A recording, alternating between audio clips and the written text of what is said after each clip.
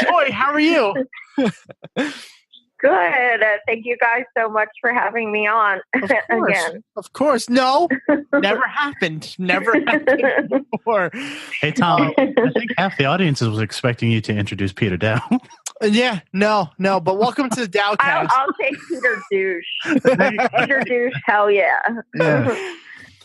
Joy, we met each other on Facebook not too long ago, and I instantly knew we had to have you on the show.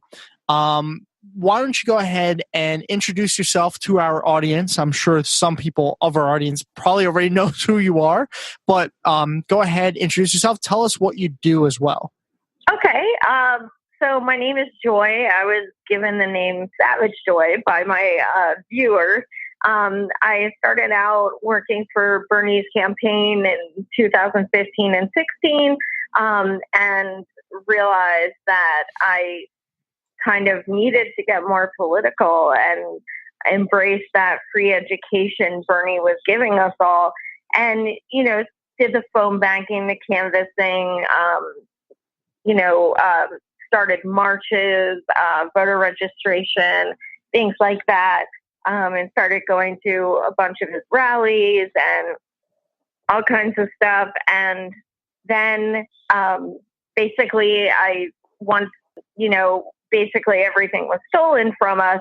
I went to Occupy DNC for 6 days and marched for like 8 miles a day in over 100 degrees and just, screamed my voice raw with so many thousands of others about the injustice and everything we were seeing unfolding in front of our eyes. And that just changed my life that week, seeing so many people I loved in so much pain because it was the death of democracy, and also because all of our work and all of our hopes and passion and everything we gave was just, it seemed all moot at that point.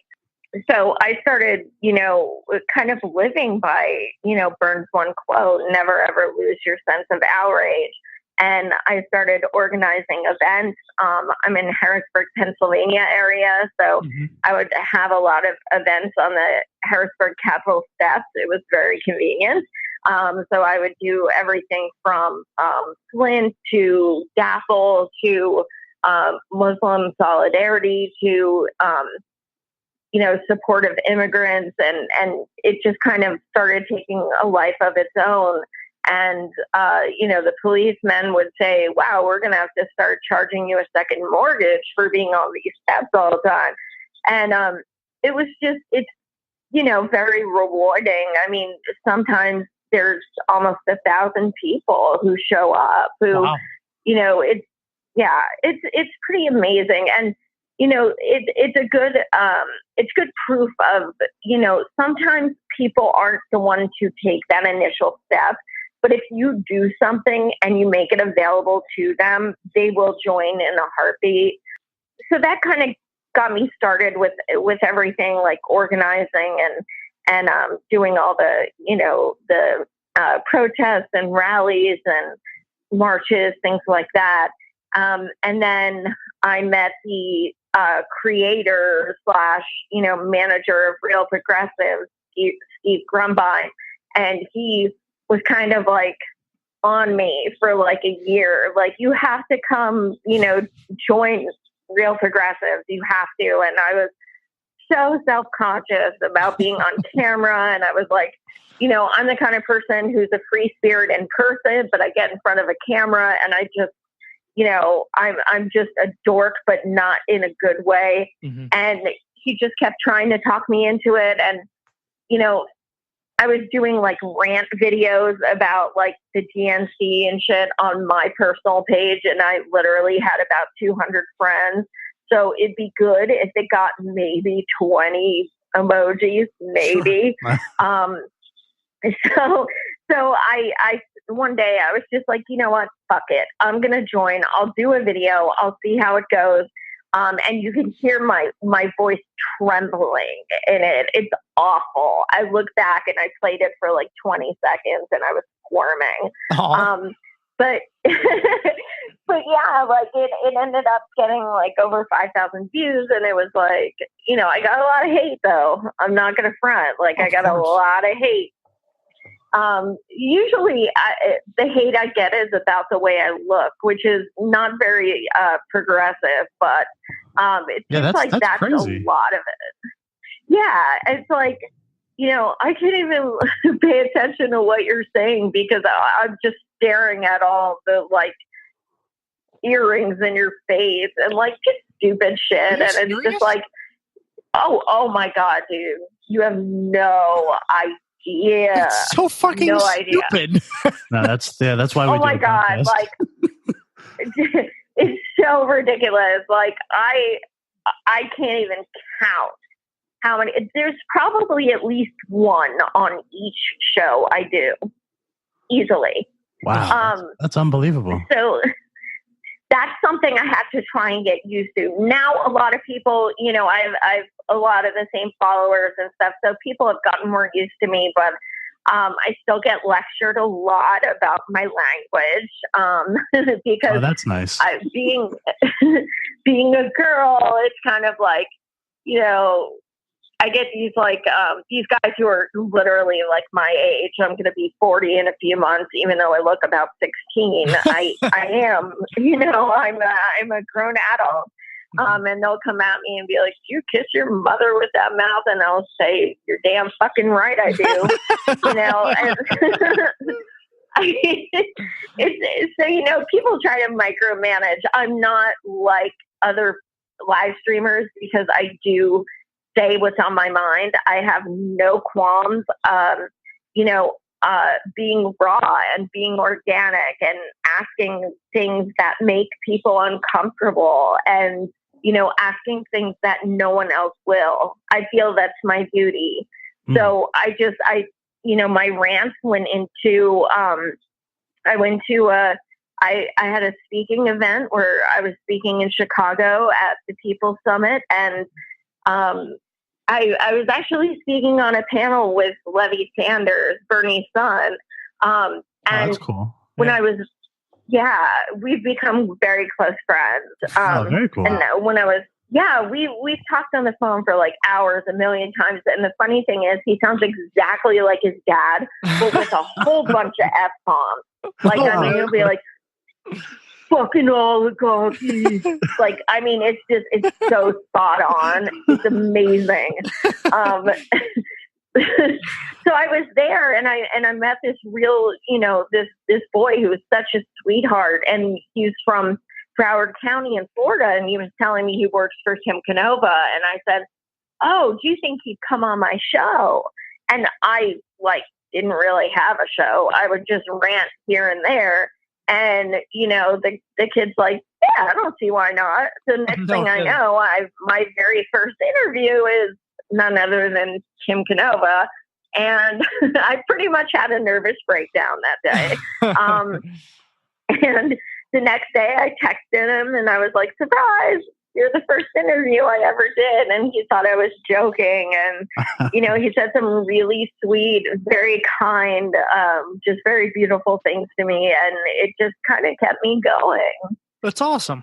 That's a great first guest to have. Holy shit. I know. I was like, just get the big ones out of the way, right away. Yeah. That's what she said. Now, I think we were lucky enough to have Tom Prigg as our first big interview. He was, He was our first. Oh, that's my buddy. He's awesome. Yeah, he's amazing. He's awesome. Wonderful. He really is. I don't think we've had one guest that maybe we have, but not in the political realm where we're just like, well, all the people that we've interviewed in the political realm have been amazing, but mostly because we interview progressives. Yeah, it's true. Maybe right, exactly. Something to that, by the way.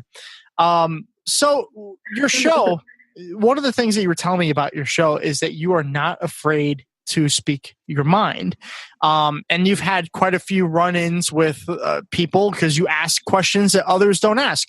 So I want to ask you, what what's a memorable moment of one of the interviews that you've had? Something that stands out to you? One of the ones that makes me laugh so hard is when the first time I was interviewing Congressman Ro Khanna, I technically it was an accident, but I usually don't try and censor myself. But I mean, he's kind of an important dude. So Sure. I may have dropped an F-bomb like by accident while I was talking directly to him. And he looked down and, he's not exactly pale, but he did get red, like visibly red. And I was like, oh my God. And then for some reason, his assistant texted me after the show, like an hour later, and she's like, he'd love to come back on. Oh. And I was like, do what? So yeah, he came back on. He came on a second time, and which is so interesting because I think, it's refreshing for certain people who always, get asked to come on by like Clinton News Network and stuff like that. And, here's someone I'm just like, so average, like there's nothing special about me at all. I just have a camera. Like I work in healthcare. I I'm just normal. I, married, have a dog, have a house. Like I'm just so normal. And I think that's refreshing to them to actually get to speak to someone who is a voter and an activist instead of someone being paid to ask the same trite crap over and over. Yeah, absolutely. I mean, every single time a politician goes on television and they're asked questions, it's mostly routine questions. I mean, we're guilty of that too here, because most of the times whenever we have politicians that come on, we kind of just want to get to know who they are. But we do ask some hard questions, and it's always, those candidates are always appreciative of that because sometimes they like to be asked those questions because those basic questions that they get asked all the time are what they're going to get asked all the time, and you don't really get to learn who they are. So, what's their question they always ask progressive candidates? It's always, well, how are you going to pay for it? Right. Yeah. Yeah. Oh yeah. Yeah, that's one thing we always make sure we ask is, hey, how are you financing your campaign? And we normally get the exact, well, I think every single time we've gotten the exact same answer. It's because we only interview progressives. But what's one of the more shocking moments that you had with a politician? Maybe somebody that you thought was going to have a certain answer and then all of a sudden they shocked you with another answer? I don't know that I've been shocked because I'm a really good read on people. I can sense energy really well, and I don't mean in person. I just mean like I can tell if someone, if there's sincerity. And I think, one of the most awesome moments was when I shocked John Fetterman. I interviewed him the night before the PA primary, and he, I called him out on his shit. And I was like, some people call you Frackerman. So I'd like to address why you haven't come out and taken a stand against fracking. And he starts like beating around the bush and shit like that. And I was like, actually, I would actually like a yes or no answer. Like, I'm trying to get your actual stance on it. And he's like, I don't support fracking. I was like, oh, yes, I finally fucking got it. So we can hold that shit on him. Then later, I'd say maybe 5 minutes later, I didn't give him a chance to breathe. I was just like, oh, by the way, a lot of burners feel very betrayed by you because we met you at his rallies. You were a big time burner. Your wife is a delegate. And then all of a sudden, after July, you started shilling hardcore. Like, not just saying, I'm going to vote for her or whatever. That's his personal business. But he was shilling. Like, he was straight up like, dissing third party voters and all kinds of stuff. So I called him the fuck out. And I was like, do you think that's a good way to get people to get votes? why is this like, I just wrote a huge article about vote shaming. It still exists. It makes no damn sense.